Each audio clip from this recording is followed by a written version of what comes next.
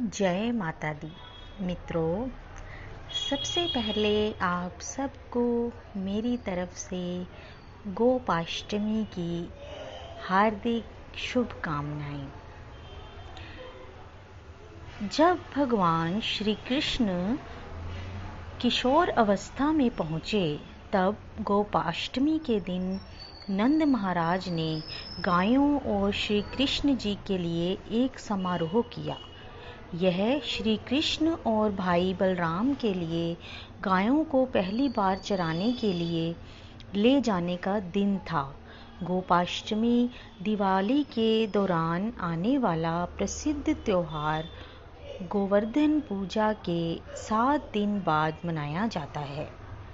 गाय का दूध, गाय का घी, दही, छाछ, यहाँ तक कि मूत्र भी मनुष्य जाति के लिए, स्वास्थ्य के लिए लाभदायक है।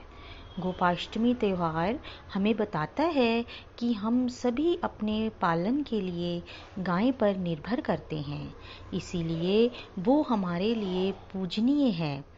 और हिंदू संस्कृति गाय को माँ का दर्जा भी देती है।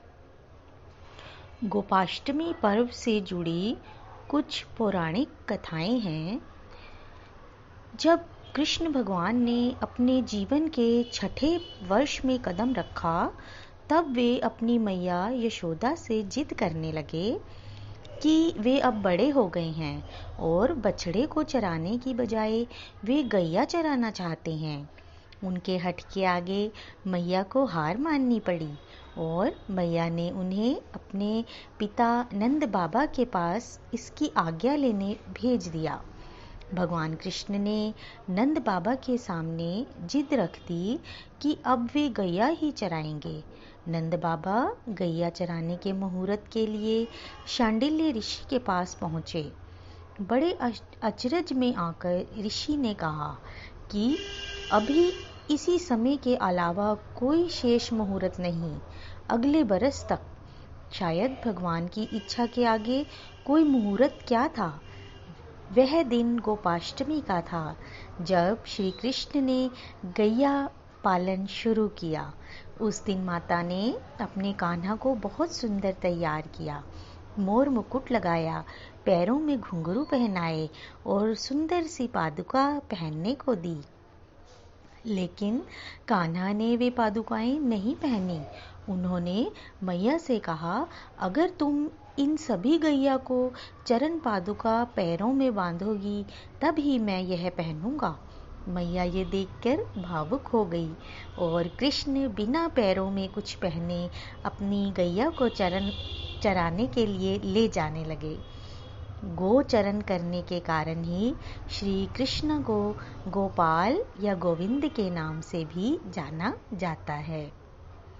एक दूसरी कथा के अनुसार ब्रज में इंद्र का प्रकोप इस तरह बरसा कि लगातार बारिश होती रही, जिससे बचने के लिए श्री कृष्ण जी ने 7 दिन तक गोवर्धन पर्वत को अपनी सबसे छोटी उंगली से उठाए रखा। उस दिन को गोवर्धन पूजा के नाम से जाना जाने लगा। गोपाष्टमी के दिन ही स्वर्ग के राजा इंद्रदेव ने अपनी हार स्वीकार की, जिसके बाद श्री कृष्ण ने गोवर्धन पर्वत को अपनी उंगली से उतार कर नीचे रखा था। भगवान कृष्ण स्वयं गो माता की सेवा करते हुए गाय के महत्व को सभी के सामने रखते थे। गौ सेवा के कारण ही इंद्र ने उनका नाम गोविंद रखा। एक तीसरी कथा के अनुसार गोपाष्टमी से जुड़ी एक बात यह भी है कि राधा भी गाय को चराने के लिए वन में जाना चाहती थी, लेकिन लड़की होने की वजह से उन्हें इस बात के लिए कोई हाँ नहीं करता था। जिसके बाद राधा को एक तरकीब सूझी। उन्होंने ग्वाला जैसे कपड़े पहने और वन में श्री कृष्ण के साथ गाय चराने चली गई। गोपाष्टमी की पूजा विधि इस प्रकार है। सुबह ही गाय और उसके बछड़े को नहलाकर तैयार किया जाता है। उनका श्रृंगार किया जाता है, पैरों में घुंघरू बांधे जाते हैं, अन्य आभूषण भी पहनाए जाते हैं। गौ माता के सींगों पर चुनड़ी का पट्टा बांधा जाता है। सुबह जल्दी उठकर स्नान करके गाय के चरण स्पर्श किए जाते हैं। गाय माता की परिक्रमा भी की जाती है। सुबह गायों की परिक्रमा कर उन्हें चराने बाहर ले जाते हैं। इस दिन ग्वालों को भी दान दिया जाता है।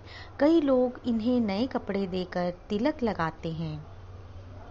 शाम को जब गाय घर लौटती है तब फिर उनकी पूजा की जाती है। उन्हें अच्छा भोजन दिया जाता है।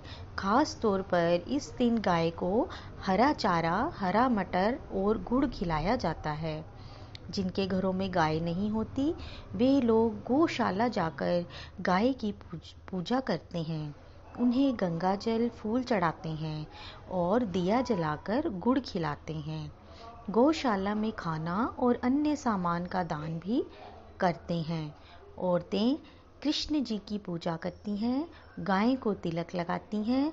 इस दिन भजन कीर्तन किए जाते हैं और कृष्ण जी की पूजा भी अवश्य की जाती है।